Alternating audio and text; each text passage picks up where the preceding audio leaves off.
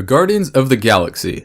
We've all seen the movie, but what more do you know about the team outside of the film? Did you even know these characters existed? Well, today we're going over the history and origins of the Guardians of the Galaxy, which is as weird and unique as the members of the team itself. The motley lineup is composed of long-forgotten, decades-old abandoned characters whom nobody cared about. In 2004, Marvel was in the midst of a giant crossover event titled Civil War, and while everyone was distracted, a handful of restless creators began to carve out their own corner of the comic publisher's universe. A lot of these characters were sort of laying around, says one former member of the editorial team involved in their resuscitation. We thought, no one really seems to have a great deal of affection for them, so maybe we can push the Marvel science fiction universe a little further. Whereas a story that involved A-listers that would have had a lot of history and would require a lot of various bureaucratic hurdles, by scraping the bottom of the barrel of Marvel characters, it guaranteed creative leeway and didn't run the risk of upsetting fans. Their efforts culminated a couple of years later when the characters landed their own big crossover event called Annihilation. It was a breakout hit, and by 2008, the team was formally gathered as the Guardians of the Galaxy. But before we get into the members of the Guardians of the Galaxy individually, let's start with the name of the team, which was also a scrapped, long-forgotten piece of Marvel's history.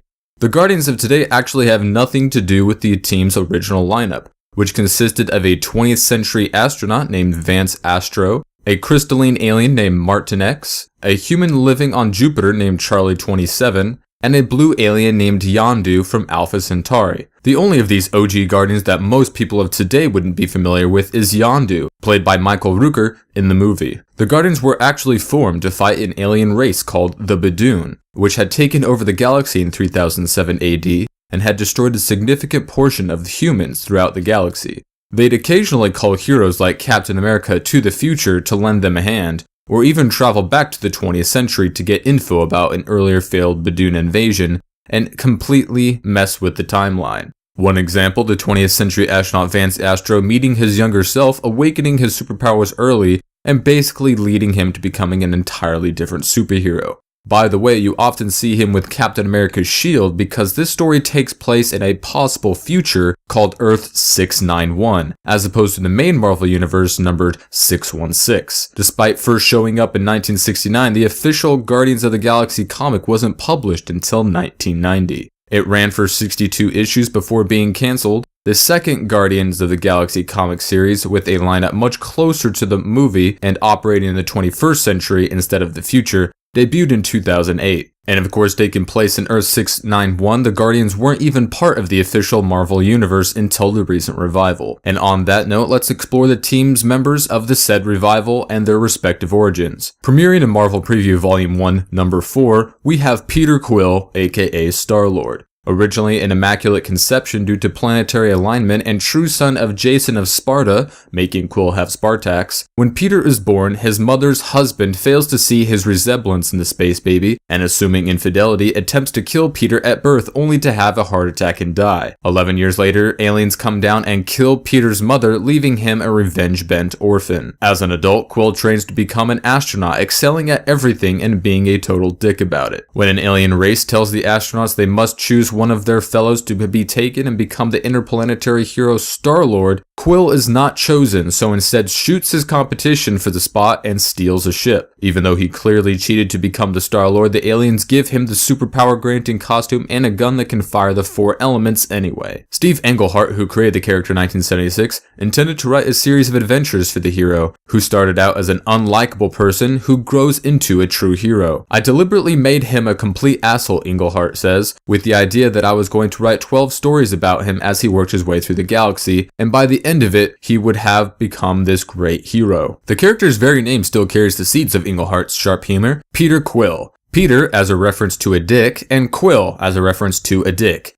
He explains, I wanted him to be completely unlikable. But Englehart, citing editorial interference, quit Marvel Comics soon after the first issue was published. X-Men writer Chris Claremont experimented with a less messed up version of the character before abandoning it completely in 1981, and 23 years passed before he was ever revived again. Star-Lord's story was of course retconned to something more friendly, where his mother gets knocked up by a humanoid alien named Jason from Spartoi, who leaves because his people are in a war with an alien race and because it's too dangerous to take his new family. Thus he becomes an intergalactic deadbeat dad, leaving nothing behind for his son but his element gun. Premiering in Iron Man Volume 1 number 55 is, along with Thanos, Drax the Destroyer. Arthur Douglas, a saxophone-playing real estate agent, yes, this is true, had the misfortune of accidentally spotting Thanos while he was on a recon mission on Earth. Seeing he'd been discovered, Thanos destroyed the car, killing Douglas and his wife. But Thanos' father, Mentor, feeling this hit and run was effectively the last straw for his evil progeny, imbued the spirit of Douglas in a clay body with the sole mission: kill Thanos. Arthur writer Jim Starlin introduced Drax the Destroyer on pages of Iron Man in 1973, and within a month Stan Lee had him removed from the title. In 1982, Marvel's editor-in-chief Jim Shooter wrote an issue of the Avengers in which Drax was killed off. Drax, of course, has been retconned into an alien and has died many times in his comics career, and has only managed to kill Thanos once, and obviously it didn't take. Premiering in Strange Tales number 180 is Gamora, the adopted, well, stolen really, daughter of Thanos. After Jim Starlin was booted from his Iron Man gig,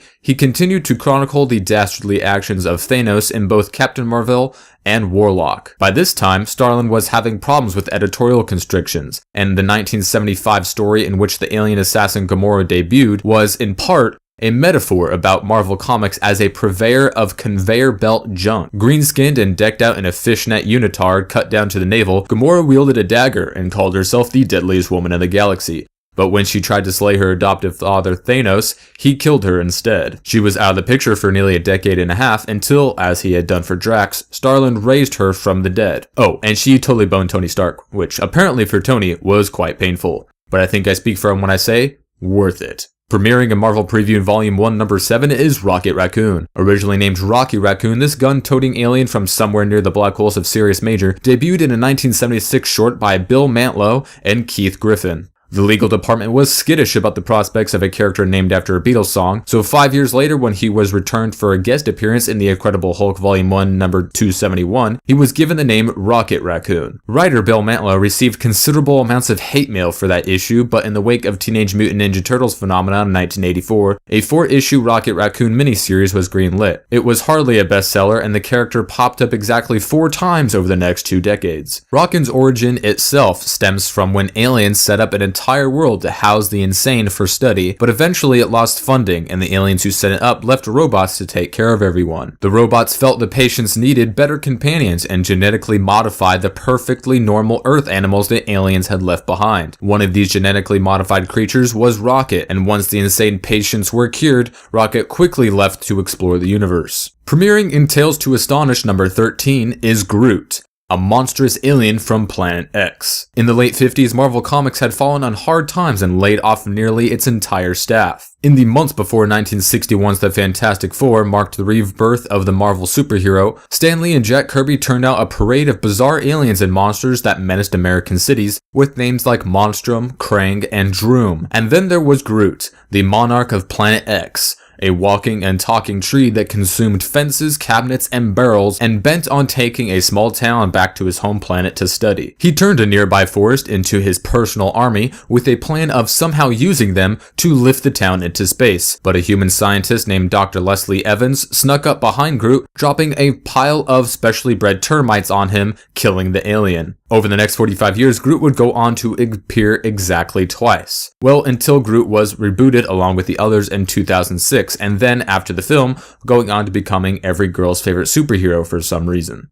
I told you it was a weird and unique history, so now you know the comic origins and can truly appreciate how impressive it was that they made an honest-to-goodness, enjoyable, and successful comic book series and movie out of it. Thank you for watching. Be sure to subscribe for more videos and check out the playlist of other comic book videos I've done to learn some more. Until then, I am Groot.